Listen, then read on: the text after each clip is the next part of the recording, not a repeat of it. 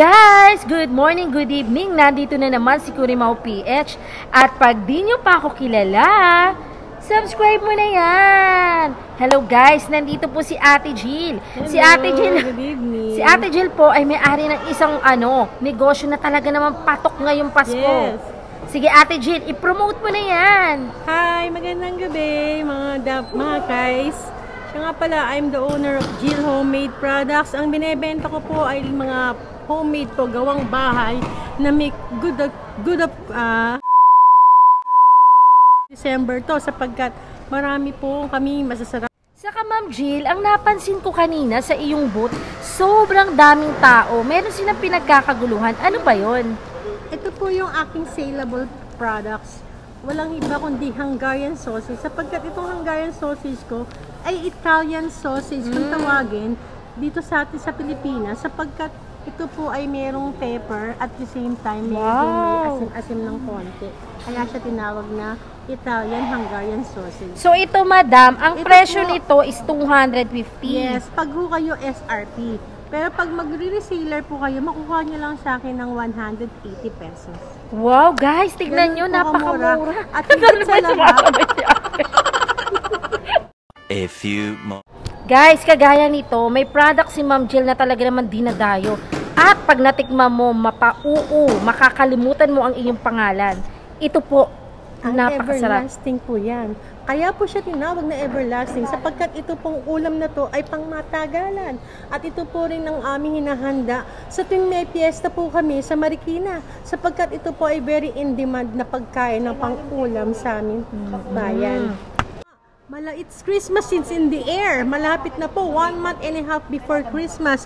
So mga guys, tikman nyo pong aking mga hamon. Like Yes. this one, half kilo namin is only 150 lang. Wow. Pero pag naging reseller ko kayo, ang laki po ng discount. I give you 10 to 20% discount.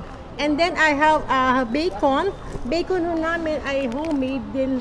At ito po ay home of good quality. Sapagkat ang aming mga hamon po ay wala masyadong additives and preservatives. Totoo Kaya yan. po siya homemade. At saka ang kagandahan dito, Miss Jill, napakasarap. Kasi Yes. natikman ko siya. Opo, tsaka hindi siya agad nasisira. Shelf life niya is 6 to 7 months po.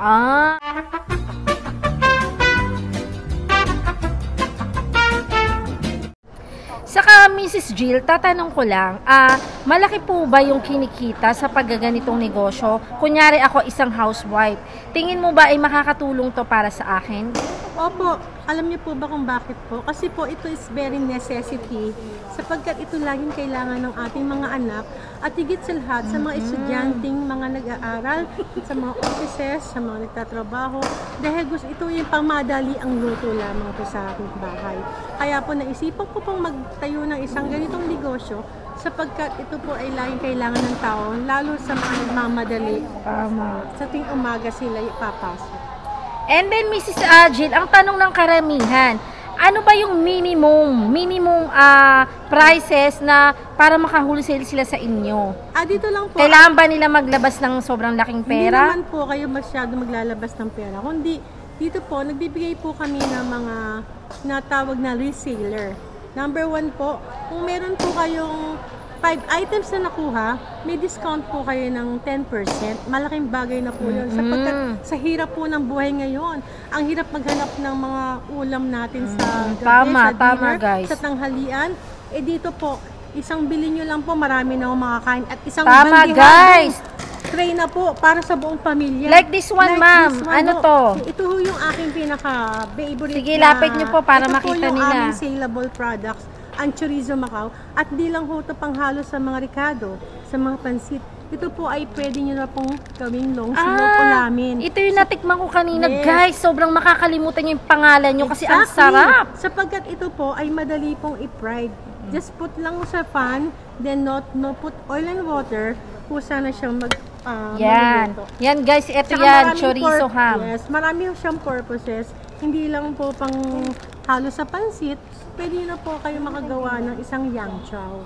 Yes, at Sapagkat saka, napakalasa po tama siya. ka dyan, ma'am. At sikat na sikat rin sa inyo, napansin ko kanina, ma'am, na pinagkakaguluhan yung paninda nyo. Exactly. Ito, ano ba to? Yan po yung aming Hungarian sausage. It's because sinabing Hungarian, medyo siya a little bit spicy sapagkat marami lang siyang pepper.